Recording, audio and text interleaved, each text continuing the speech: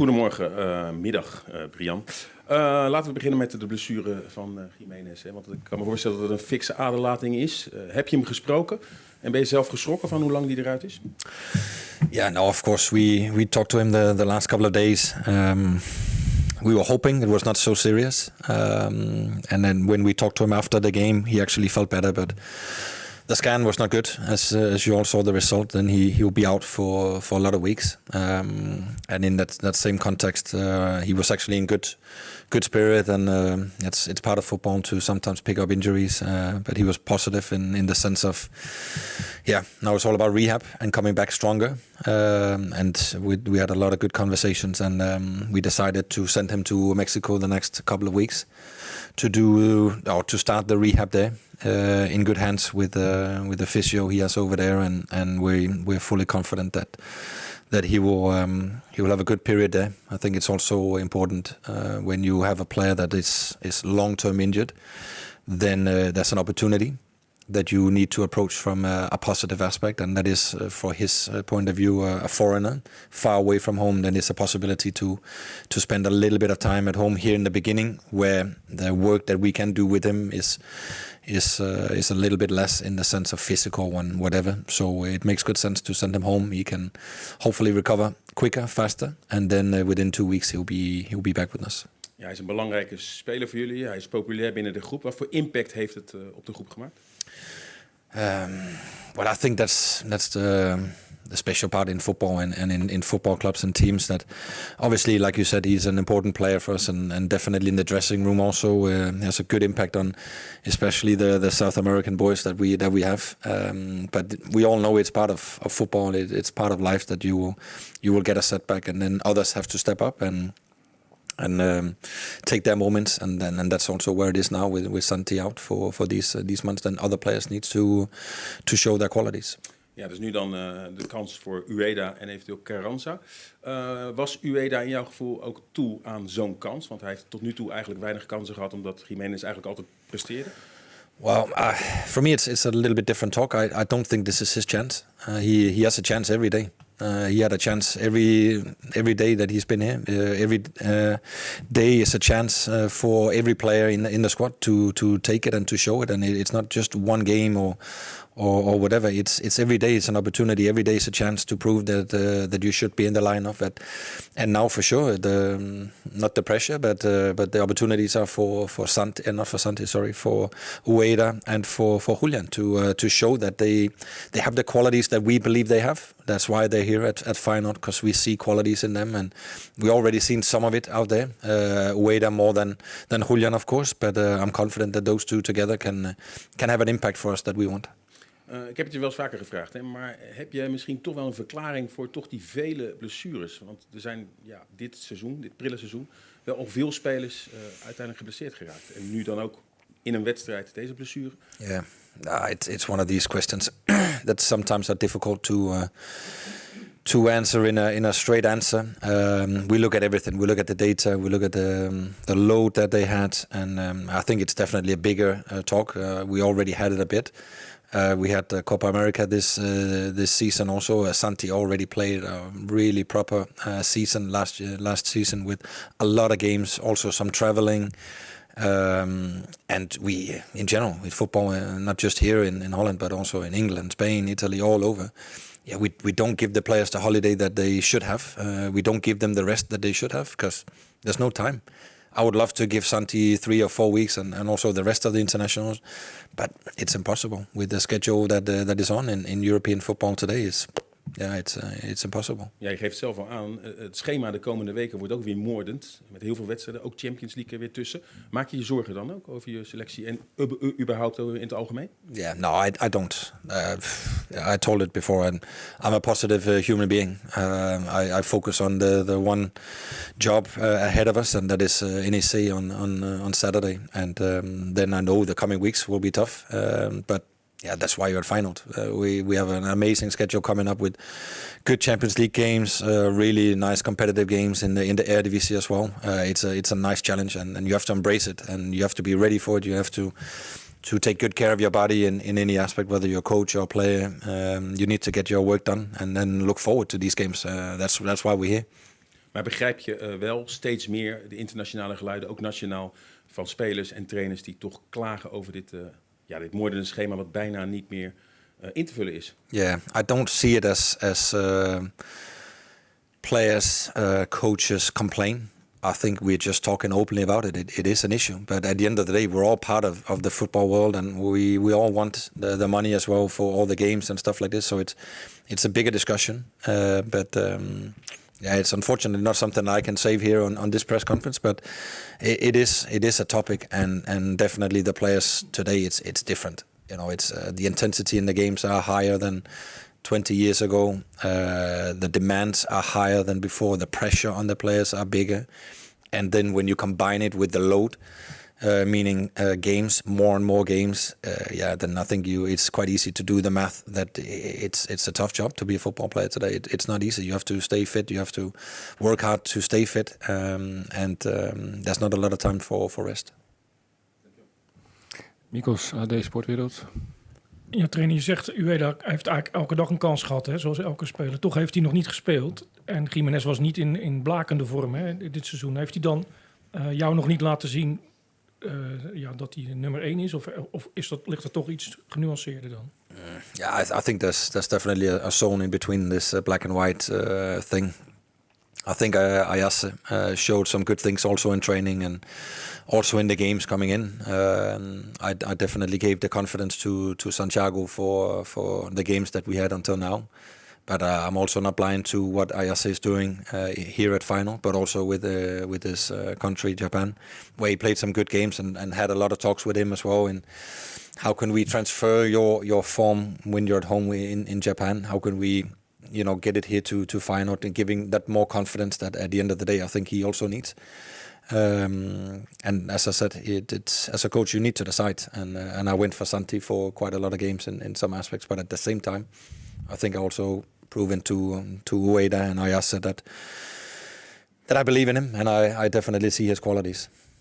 En hoe gek het ook klinkt, want de speler is geblesseerd, is natuurlijk erg als je er 3 maanden uit bent. Maar merk je iets aan die andere spitsen dat zij nu denken van dit is wel... I think for sure, if you look at Julian and also Ayase, then they know, okay, it's up to us now. We need to step up. And that's unfortunately also how the football world works. When somebody is going out with an injury or suspension, then others have to prove their worth. And that's definitely what I expect also to see the coming weeks. Yes, daarnaast Steven, Telegraaf.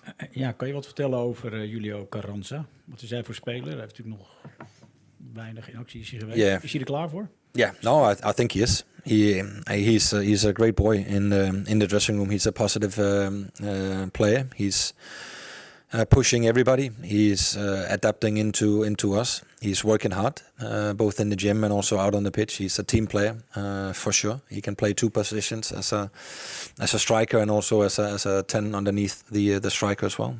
But he's definitely a team player, and then he's quite good in the box. He has a good shot, good headers, and quite a clever player in many aspects. Oké, er komt een moordend schema staat er aan te komen. 9 wedstrijden tot november, geloof ik. Ik neem aan dat hij dan ook wel aan bod gaat komen. Exactly. And that's geen hogere wiskunde, maar... Yeah, no, but that's what we knew when we took him in. It takes a little bit of time, and he was a little bit unfortunately picking up an injury just when he arrived here and got a setback, because he actually came in good form from the States as well. But he had a setback, was out. I can't remember if it was 3 or 4 weeks. He was out, and that definitely gave him a setback. But I think the last couple of weeks have been good for him. I think he played a good game against the under-21s in the last national break. Not just scoring goals, but his work rate, his intensity in the game was really good. So he's definitely been pushing. Also, when Santi was injured, and as I said, now it's mainly up to to Ueda and Julian to compete. Dankjewel. Anderen nog? Sorry, ja, Dennis. Hi. Over Giménez nog. Begrijp ik je goed wat je er net zegt, dat jullie bij hem echt wel de link hebben gezien met het reizen, met het vliegen wat hij heeft gemaakt, dat van invloed is geweest op deze blessure?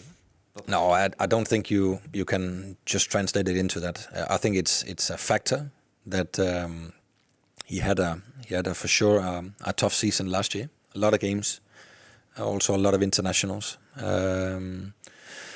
playing in the Champions League,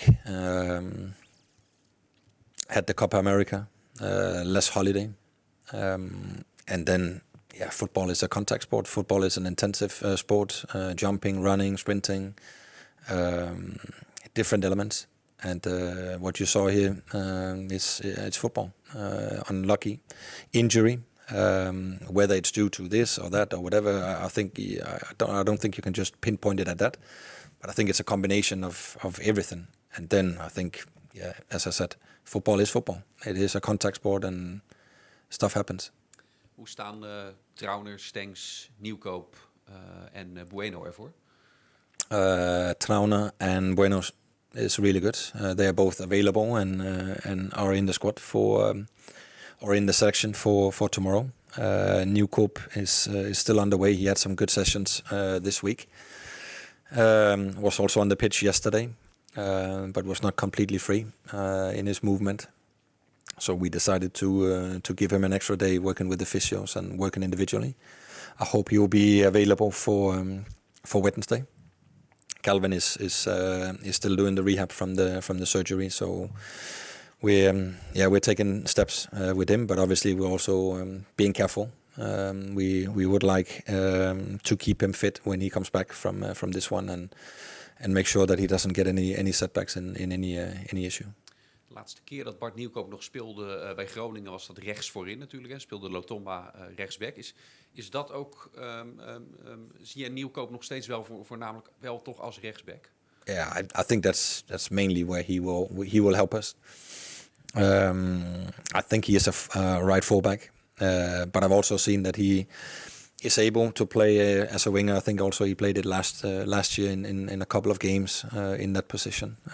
So he's one of those players you like to have in your squad because he can play different positions, always bringing you a lot of energy and a lot of hard work and good mentality for the team.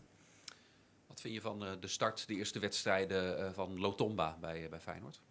It's been quite okay. I think he adapted quite well into us. He came really late in the window, and quickly we put him in the lineup, and already played a lot of games, and maybe a little bit more than expected. Also, he's definitely one of the players that we would have liked to load it a little bit better with the history that he has, and also the preseason that he had was not 100%. Spot on, so we would actually like to load him a little bit better, but I think he adapted quite well into us, and also had the chance to show our fans, supporters, that he has good qualities and will help us throughout the season. Ja. Na de wedstrijd tegen NAC zei ik, kijk, ik had het even opgeschreven, toen zei je over de duels tegen Groningen en Leverkusen. Na de analyse zei je, when we keep the structure, we play well. Ik vroeg me af, wat bedoel je daar precies mee met die structuur behouden? Met die goede dingen die je in die wedstrijden ziet? Yeah, what do I mean with that? I think you need to play from a structure. When you watch our team, you need to be able to see how we would like to play, which positions we would like to keep, how we would like to attack, and also how we would like to defend. And when we keep that formation, when we keep that structure, then I think we see a lot of good qualities, then we see some good relations. But the minute we as a team start to float out of positions, when we start to lose our structure, our organization, whether it's offensively and defensively, then I think we struggle. And then we invite opponents into the game, which I saw in phases of the game against Groningen, and definitely 25-30 minutes out here against NAC. Waar zit dat hem in dat jullie dat nog niet vast kunnen houden? Is dat conditioneel? Het gewoon 90 minuten vol kunnen houden? I think it can be different elements. It can be still. It's a new team. There's quite a few new players in the team. Substitutions. The physical aspect is also one of them. The security, the foundation in the team is maybe not solid enough to go over 90 minutes. So I think that's I don't think it's unusual for quite new teams to have this phase. But my job and our job is to make these phases as small as possible during the games. I don't think we can be dominant for 90 minutes. I think that's more or less impossible. But we need to narrow down these minutes of the game where we maybe lose a little bit of dominance or we leave some initiative for the opponents. And when you watch the game against NAC and you find 25 minutes where we're not dominant, for me that's way too long. That's too long. And definitely when we play here at the Kuip, it's not with what we expect from ourselves. And there we need to pick ourselves up, find the structure, get the discipline in, get the quality into the team. And then I know then I know we will also score more goals. We will also defend even better. And then I think, again, it's important to remember the game against NAC. I think we conceded 0.25, 0.3 maybe XG against. So we defend the box really well. I'm quite happy with this. I'm quite happy with a lot of things defensively. But we're not here at the Kuip to give initiative to NAC. That's our home ground. That's where we need to be dominant.